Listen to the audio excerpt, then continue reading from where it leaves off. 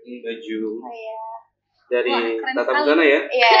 Ngomong-ngomong kita juga lagi pakai nih. Iya ya, bener ya. Ini dari pemenang di tingkat nasional ya. Nah ini dari kalian, dan saya pikir ini lebih maskulin juga.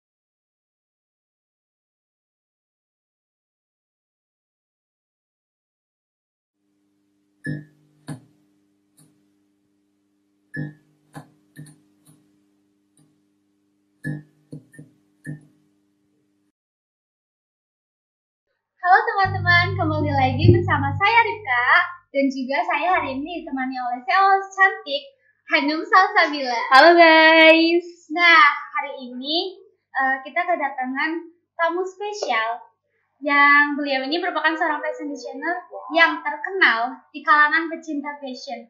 Nah, sebelumnya gimana nih kabar teman-teman di rumah? Semoga selalu sehat ya. Oh iya, kita langsung sambut aja ya bintang tamu kita kali ini. Ini dia Kak Adi Barla. Hai Rizka, halo semuanya. Hai Halo. Gimana kabar kalian? Oh, saya baik. Kabar kalian sendiri gimana? Aku sehat. Terima kasih banget udah diundang ke podcast Esker, dan terima kasih atas undangannya. Terima kasih juga buat Kak Barlan juga. Iya, sudah menyempatkan waktunya di sela-sela kesibukan. Iya. Kak Barlan sendiri udah sarapan belum? Udah. Saya udah sarapan, makanan khas bagus juga, banyak ya yang enak-enak. Dan langsung kita podcast hari ini. Oke. Nah, boleh dong ceritakan sedikit tentang Kak Barlan. Kak Barlan ini kesehariannya gimana? Terus Kak Barlan ini lahir di bulan apa? Tanggal berapa? Boleh banget biar kita makin kenal, jadi makin sayang. Oke, kalau aku itu kerjanya fashion designer. Iya. Dan fashion konsultan juga. Saya suka diundang-undang ke sekolah gitu, terutama di SMK jurusan Tata Busana. Nah, perjalanannya panjang banget, kalau 30 menitnya nggak cukup ya. Nah, kita singkat-singkat aja. Jadi kalau aku tuh memang dari kecil suka desain, suka gambar, suka lukis. Terus karena aku anak paling kecil, aku di bulan Mei, terus aku memang suka ditinggal sama orang tua dari kecil ya, maksudnya memang mereka dua-duanya kerja. Terus aku anak paling kecil dan yang paling terakhir sekolah. Akhirnya aku belajar di sanggar-sanggar gitu, kayak melukis, menggambar gitu. Dan orang tua saya support itu.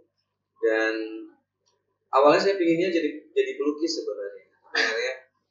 Akhirnya jadinya desainer. Nah, semenjak dapat kuliah desain, jadi desainer, aku nggak pernah lagi merubah cita-cita. Kalau boleh tahu, fashion designer itu apa sih? Oh gitu, fashion designer itu kalau orang umum biasanya Ivan Gunawan ya bilangnya. Ikonik dia. Iya gitu. Padahal sebenarnya fashion designer itu ada pekerjaan yang seperti mereka juga ini yang multimedia, kreator itu. Kita kreator itu mengkreasikan suatu bentuk desain baru untuk kita tawarkan ke publik gitu. Jadi kita memang membuat konsep, merancang. Jadi desainer itu sebenarnya, fashion designer itu lebih kayak mengeluarkan edisi terbaru setiap seasonnya. Itu pekerjaan berat juga sih sebenarnya. Oh ya, ngomong-ngomong mengenai pekerjaan Pak Adi Barla sendiri itu kan desainer ya, fashion designer. Nah, menurut info yang kami dapat, Bapak ini sering sekali membuat baju produk-produk yang mencirikan laki-laki begitu, hanya busana laki-laki. Nah, kalau boleh tahu itu alasannya kenapa sih? Kenapa hanya membuat desain untuk pria gitu? Oke. Hanum, terima kasih. Jadi kenapa saya bikin bajunya untuk pria aja? Karena satu, saya udah pernah sih bikin koleksi wanita itu, cuman saya kurang menjiwai. Jadi saya maunya apa yang saya mau pakai juga, terus saya bisa tawarkan. Dan saya pikir baju laki-laki di Indonesia banyak kan yang agak lambai ya kalau jadi kalau didesain buat laki-laki kayaknya nggak laki-laki gitu. Jadi tujuan saya juga meluruskan ini harusnya jadi laki-laki juga gitu. Terus misalnya ada sentuhan harusnya jadi laki-laki. Nah, sebetulnya kayak mau menyelamatkan style saya juga sih. Nah, tapi kenapa saya ini pakai ini hari ini? Ini looknya ini sebenarnya baju perempuan ya. Ini baju dari Tata Busana ya. Iya. Ngomong-ngomong kita juga lagi pakai nih. Iya, bener ya. Ini dari pemenang di tingkat nasional ya. Nah, ini dari kalian. Dan saya pikir ini lebih maskulin juga gitu. Jadi di first on kita mau mengkreasikan seperti apa. Tapi kalau emang saya suka banget sama baju pria karena walaupun formnya terbatas bentuknya, siluetnya, tapi kita bisa kasih detail dan aura juga di sini. Kak Barlan ini kan merupakan owner dari Agam Indonesia. Nah, Agam Indonesia itu apa sih? Asal-usulnya bagaimana? Asal-usulnya apa? Oke, cerita Kak. Jadi Agam ini itu bermula dari saya biasanya memang bikin, saya ada brand yang satu Barlan Official yang memang lebih pernah show dulu juga di sini. Show temanya puasa kota itu lebih kayak mencurahkan ide-ide saya yang lebih ke artistiknya lebih tinggi gitu dan tidak terfokus sama nilai jual aja, tapi lebih ke sisi kreatif saya tuangkan. Instagramnya @barlan_official.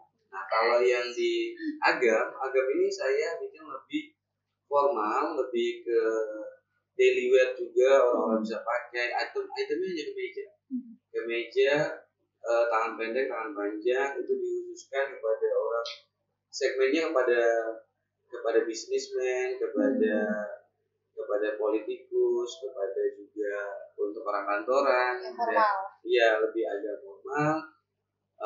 Itu tapi kita juga alhamdulillah diterima pasar ya selama 4 tahunan ini gitu. Situ kita lebih nilai jualnya lebih saya pertimbangkan gitu dan itu menjadi bisnis buat di Barlan. Oke, jadi mengenai hal itu, kira-kira saya pengen tahu nih ciri khas dari brand Agam Indonesia ini apa sih yang membedakan gitu dari produk yang lain gitu ya? Kita selalu tampilannya rapi, udah pasti tailoring dan pakai pelapis dan looknya itu pasti kalau orang pakai polanya udah tegap, udah keren. Satu itu, kedua warnanya warna laki-laki semua, tidak ada yang melenceng, ya gentleman gitu benar. Terus juga ada aplikasi-aplikasi yang memang kita terus pakai, aplikasinya ada sentuhan motif Indonesia tapi kita bikin motif modern. Ada yang handmade, ada yang digital print, ada yang memang kain asli Indonesia.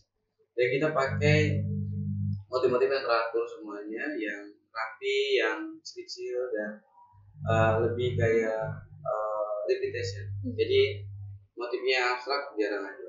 Kita lebih pakai ke motif yang nyata, yang lebih kecil. Nah kalau misal handmade nih, kira-kira pembuatannya rata-rata berapa lama? Kalau handmade kalau kita ada dua, ada yang di stok yang bisa langsung dibeli, ada juga yang dia made by order, itu biasa 10 sampai 12 hari. Iya. Terus order open by order ya. Dari sekian banyaknya profesi, kenapa lebih memilih ke fashion design sih? Apa ada keterikatan dari kecil atau bagaimana? Kenapa lebih memilih fashion designer seperti itu? Oh gitu. Biasanya sebenarnya gak ada cita-cita sih waktu kecil. Kalau masih kecil bisa ganti-ganti ya cita-citanya. Kalau saya ditanya jadi apa waktu kecil, saya jawabnya saya mau jadi seniman sih. Kalau saya suka menggambar, melukis juga. Iya sama. Terus kayak kamu juga? Ribet kayak. Terus kayak saya kalau kecil ditanyain apa sih, mau happy sih, itu aja. Nggak ada yang lain gitu. Mau happy, terus saya lakukan apa yang saya suka. Nah ternyata saya suka banget itu seperti ini, menggambar, ya melukis gitu. Sebenarnya saya dulu punya cita-cita yang agak berubah waktu SMP. Saya bikin komik ya, karakter ya. Nah itu saya, tapi karena saya agak susah menulis ya, jadi menggambar bisa. Ya. Menulis saya kurang suka. Oh. Jadi saya nulis. Saya dari kecil itu ditulisin orang. Kalau nggak ditulisin orang, saya fotokopi. Jadi kalau belajar itu nilai saya sesuai ya. Nggak ada yang tinggi banget gitu. Berarti lebih condong ke gambar iya, ya? ke gambar. Jadi kalau ada pelajaran saya ingat banget waktu SMP itu PPKN kita diwajibkan nulis pakai penggaris. Jadi tulisannya rapi. Biar rapi lurus gitu. Rapi lurus. Ada guru yang sampai ingat sampai sekarang karena style dia juga oke banget. Dia menginspirasi saya melihat style dia, looknya dia setiap hari itu beda-beda dan bagus. Tapi saya lihat semenjak itu saya mikir benar nih saya nggak bisa ke area itu karena emang harus rapi dulu. Saya dapat nilai jelek. Nah di sekolah yang paling bagus nilai saya itu seni, bahasa Indonesia dan bahasa Inggris. Cuman sama pendidikan jasmani 3 aja ya gitu. Sekarang apa pendidikan jasmani bukan ya? PJOK. Sama itu. Penjas ya sama ya. Nah itu yang orang tua saya juga mengerti dan saya juga nggak pernah dipaksa untuk kuliah juga. Jadi saya dibebaskan aja begitu. Saya udah sempat ganti kuliah tuh 4 kali gitu. 4 kali? Ya 4 kali. Terus kayak saya harus pilih yang mana nih gitu. Akhirnya saya ya ambil aja yang paling ringan ya. Nah udah di semester 6 saya udah ikut lomba desain. Disitulah semuanya berubah gitu. Ikut lomba desain nasional itu dari 1000, bukan sombong ya, tapi 1.500 orang. Diceritakan. Itu 5 orang yang dapat biaya sekolahnya, mahal banget sekolahnya di International School, di LaSalle College International School. Saya ingat banget itu. Kita 5 orang dikasih biaya itu selama tahun. Wah. Ya. Betul sih keren. Dan dulu tuh kayak satu term itu 4 bulan tuh bayarnya kalau nggak salah 40 jutaan paling. Wah. Kan udah sedih dapat gitu kan. Nah itu cikal bakalnya dari saya jadi masuk, terus saya masuk dapat beasiswa itu, saya tinggalkan yang kuliah saya yang ya ala kadarnya ya gitu. Terus saya akhirnya dibilang dosen saya kalau di seni ini saya sebenarnya cocok di sini, jangan ditinggal. Sampai sekarang saya nggak tinggal karena emang saya suka. Dan sesuai dan nilainya bagus-bagus banget. Kalau dulu kan fisika tertiga sih pernah loh 4 gitu ya. Tapi saya memang harus naik ya. Gitu. Tapi tidak ada yang harus disesalin karena memang mungkin saya nggak tahu ya kalau di zaman sekarang anak-anak sekolahan itu sudah bisa bebas memilih kah atau memang kalian sangat beruntung ya di SMK karena menurut saya jurusannya udah pasti gitu. Daripada ke situ ya. Apa kalau saya SMA kan masih kayak bingung juga nih mau mana gitu. Terus mungkin kita juga harus, saran saya sih buat yang SMA juga itu mungkin lebih pilih apa yang kalian sukain, lakuin banget itu. Karena kalau nggak dilakuin banget kalian akan nyesal nanti, kalian akan kayak orang banget. Berarti penting banget ya melakukan sesuatu yang memang sudah sangat kita sukai. Itu akan berpengaruh sekali. Benar sekali. Gitu. Oke, kembali lagi. Jadi Kak Barlan ini kan punya brand Agam Indonesia. Nah, kira-kira lokasinya, butiknya itu di mana? Oke, aku butiknya ada di Bogor, Jawa Barat. Jadi sekarang itu kita semenjak COVID itu kita lebih fokus ke online aja nih. Jadi kita offline-nya cuma 1 tempat, sekarang workshop di situ di butik kita di Bogor itu ya. Nah, kalau dulu kita masih tetap masuk ke beberapa department store, tapi sekarang kita lebih fokus ke butik itu aja. Lebih fokus ke online juga dan memang ada tim untuk yang mengerjakan di online itu dan rasanya malah motong cost ya untuk ke offline store gitu. Jadi lebih baik buat kami. Terus juga aku ada gembiranya di situ. Mungkin misinya saya tuh kadang agak dibilang idealisme masih ada ya, karena saya susah buat itu. Jadi saya suka banget ngajarin orang-orang kayak misalnya ada anak-anak muda untuk ke project kita itu, misalnya kayak ada orang-orang sekitar juga membantu. Bahkan yang untuk tailor aja itu kita didik sih dari awal sampai mereka jadi, dan mereka ada rasa puas juga untuk ada apa namanya kayak seperti Rika tadi untuk memberikan ilmunya kepada Hanum ya yang junior ya itu best loh Si Unyu-unyu. si Unyu. Nah next year kan dia juga meneruskan kepada yang lain. Nah kami melakukan hal itu sih di kita, misalnya kayak dari hal simpel aja lah, misalnya kayak dari orang potong baju yang udah dipola terus tinggal dicipak dipotong, itu dari junior banget. Nah itu memang kita adakan seperti itu. Terus biasanya kayak admin baru itu tidak boleh sombong dengan nggak boleh apa namanya, admin lama tidak boleh sombong dengan yang admin baru. Cut dulu bentar ya. Oke. Sudah. Blank dikit tadi. Nanti cut aja ya. Oke. Lanjut aja dulu ya. Terus begini, kita juga membuat detail-detail yang memang lebih, jadi ada range-nya nih harganya nih, mulai dari 750.000 plus satu kemeja sampai 3 gitu ya. Itu 3.000 lah ngomongnya ya. 3.000.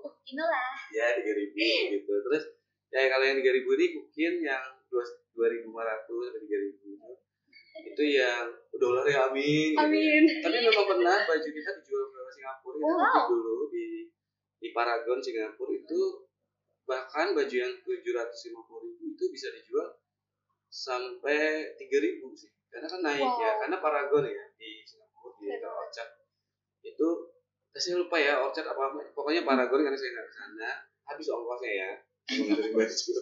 Jadi memang ternyata kita merasa senang banget karena itu udah tidak bisa dimasukin ke department store, ke mall yang memang quality controlnya tinggi banget. Nah kita merasa merasa wah ini adalah pencapaian kita gitu, dan laku bajunya gitu. Tapi kalau sekarang semenjak COVID itu kita berhenti untuk taruh di department store gitu. Karena memang waktu COVID semuanya kena dampak ya. Iya banget. Nah tapi kita kena dampak baik sama tim, yaitu kita belajar untuk multimedia juga, desain grafis, yang ada anak grafis, ada orang untuk story dan macam itu.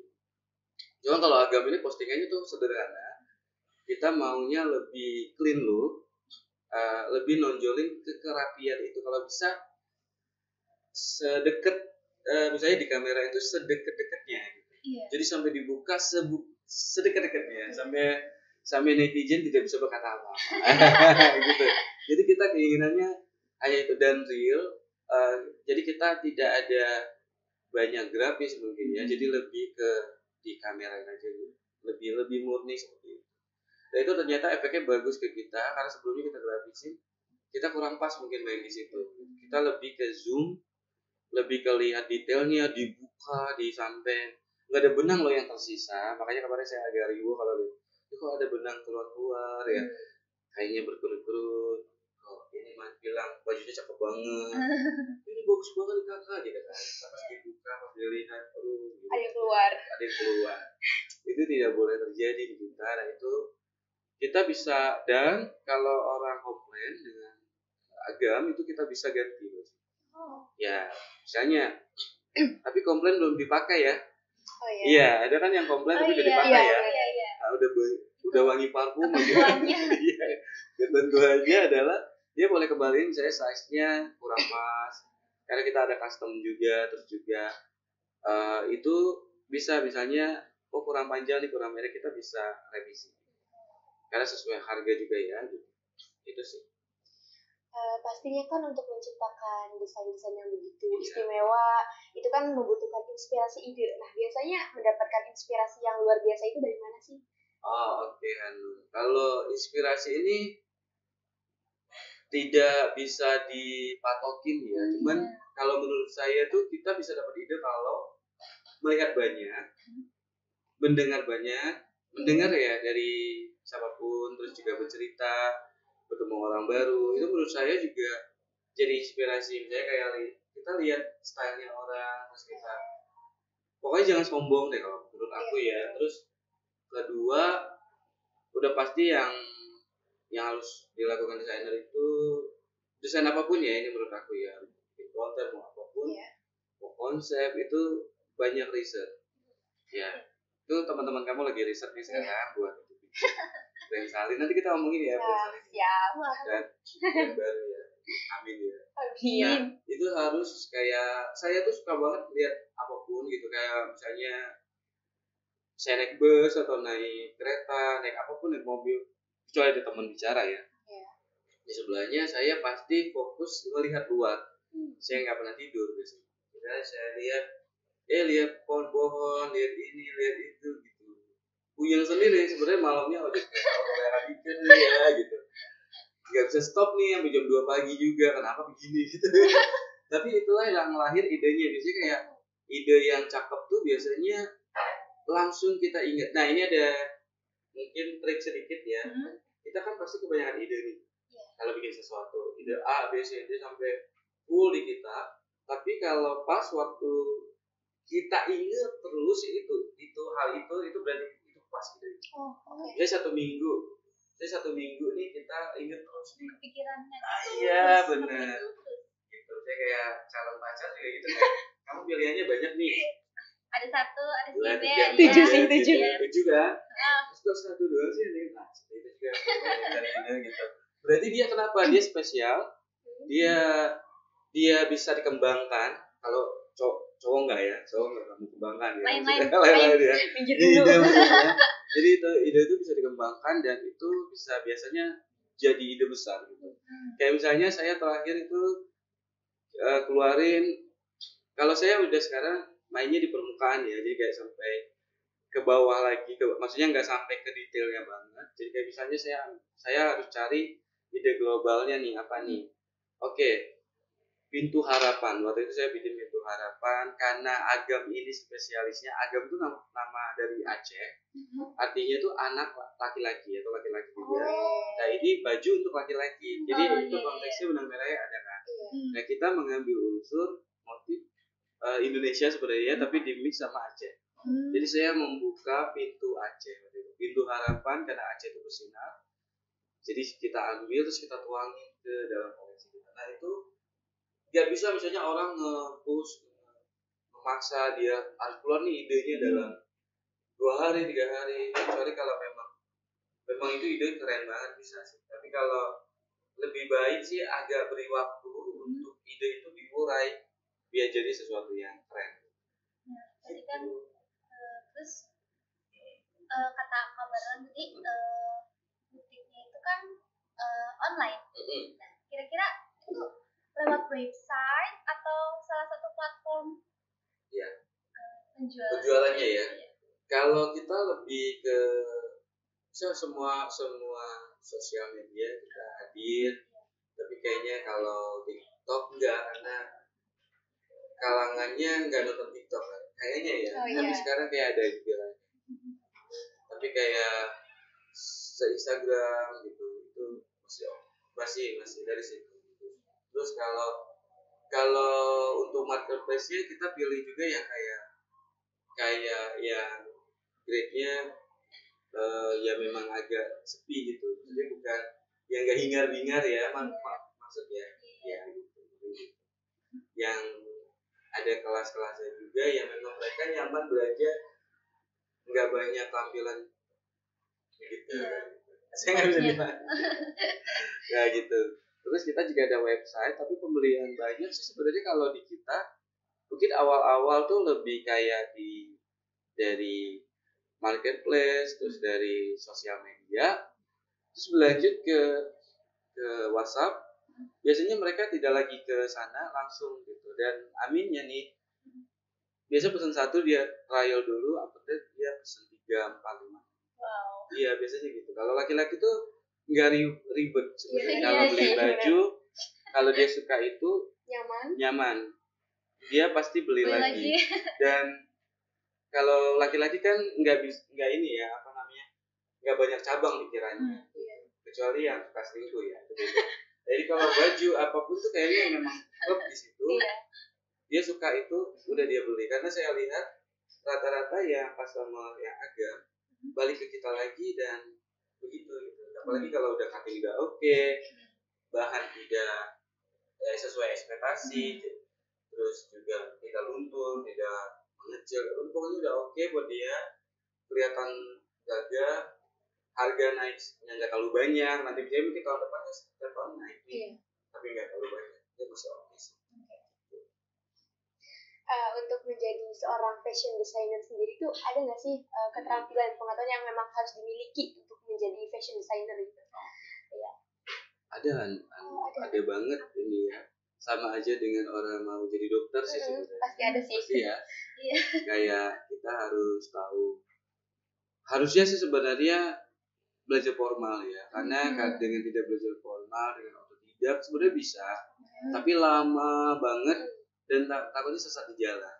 Karena sekarang informasi kan banyak banget nih. Gitu. Sebenarnya desainer tuh lebih harus tahu konsep, terus bikin konsep gimana, soal warna, soal style, soal garis, banyak banget. Soal bentuk tubuh orang, anatomi, terus siluetnya juga.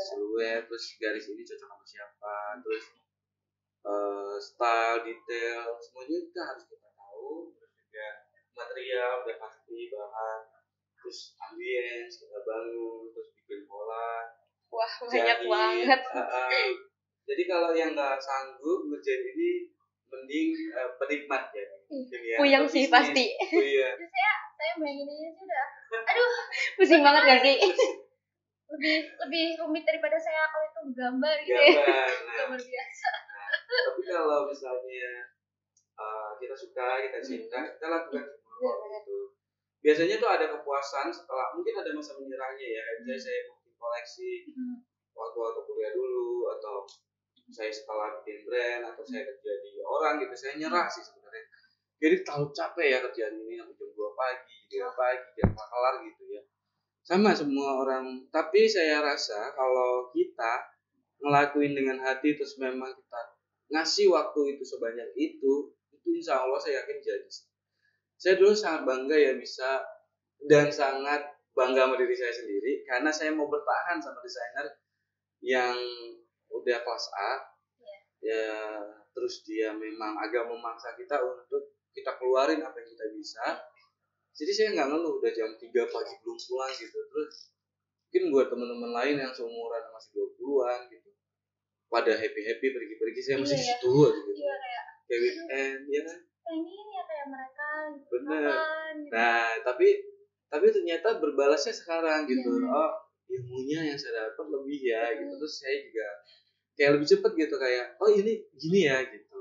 Nah tapi kalau yang biasanya agak males di umur 18, 20-an masih kayak itu leha-leha dan nanti kayak lambat juga. Tapi semua hidup ada tempatnya masing-masing ya. Jadi tidak ada yang salah, tidak ada yang benar. Tapi kalau memang benar-benar mau di dunia desain dan bertahan lama dan bisa bikin karya terus, harus kerja keras sih gitu. Capek tapi gimana? Nah gitu. Tapi kan udah suka. Bangga banget sih gitu. Karena diri sendiri udah mau bertahan di titik yang benar-benar kayak dahsyat banget ya. Iya benar. Makanya nih waktu saya datang ke sini ke sana, saya pinginnya yang kita mau bikin brand nanti itu tidak setengah-setengah. Kalau harus bisa full kita kerjain. Dan ini kan semua jurusan juga ikut bergabung.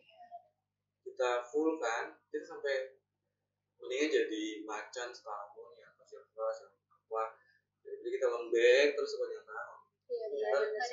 Iya, mendingan kita masih sedikit gitu. Karena rasanya itu pasti akan akan jadi sesuatu yang baik buat kita. Nah, saya kepo nih Pak. Sama karya pertama Bapak. Apa itu? Yang untuk desain. Iya. Karya pertama itu sebenarnya saya itu kaos sih sebenarnya. Iya, waktu saya masih kuliah gitu, terus saya bikin kaos, saya pakai hand drawing, pakai alat macam-macam di kaos yang saya pakai, dan juga sepatu sepatu saya graffitiin. Saya suka banget graffiti, suka banget art ya, suka seni lah. Gitu. Saya suka lukisin semua baju, tas. Nah, itu dibeli orang. Itu karya pertama saya. Setelah itu karya yang setelah saya bikin brand, kalau yang di desain itu saya nggak bisa sebut itu hak mereka ya. Iya. Dan setelah saya bikin brand itu saya pertama kali bikin itu koleksi warna-warni juga colorful, terus juga itu dipakai sama musik internasional, terus kayak band-bandnya kayak tahun 2010 tuh ada kayak Ariel, ada band, Wow. karena mungkin dulu banyak bergaul ya, kayak bergaul sama orang-orang kayak Viera, terus kayak bintang film banyak lah gitu. Ya. Berhubung sama tadi nih Kak.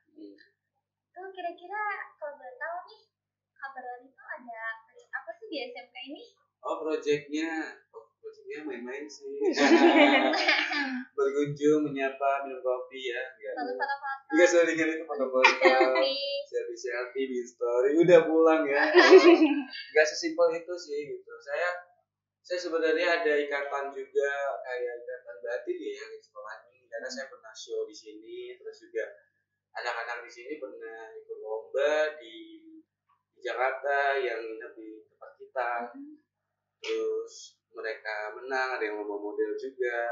Itu kayak ada ikatan juga. Terus guru-guru juga pernah ikutan show di baju pakai bajunya Barlan. Nah, itu kayaknya ada hal yang belum tuntas itu. Terus memang keinginan saya itu pingin banget memilih sekolah yang mau bikin brand, terus juga bisa jadi percontohan buat kita semua gitu untuk di sekolah lain juga, atau jadi kebanggaan sekolah kita.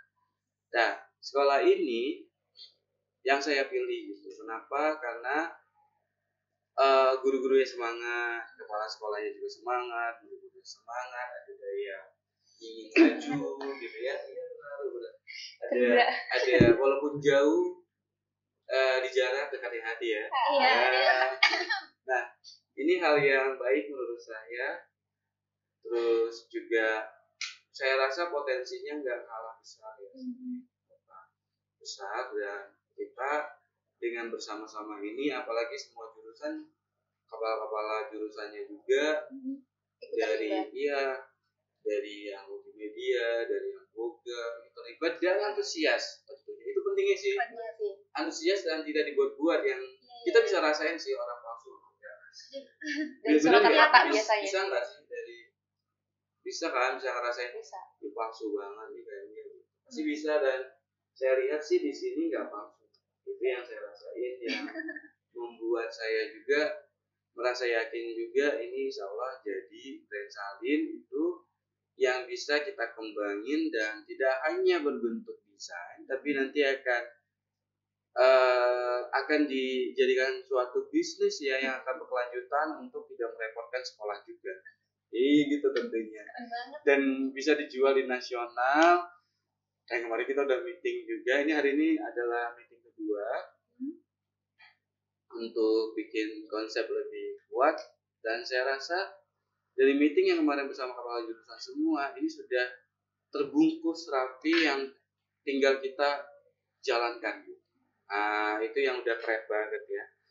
Jadi nanti Salin ini merupakan brand baru yang kita buat untuk modest wear. Untuk awal mungkin perempuan dulu.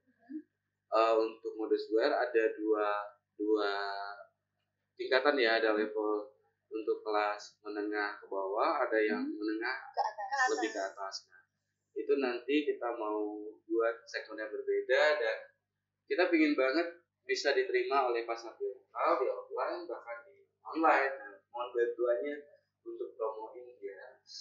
Hey guys, jangan lupa ya. Dan semoga aja semangat dari siswanya itu nggak bergelombang gini, tetap semangat stabil. Iya. Konstan.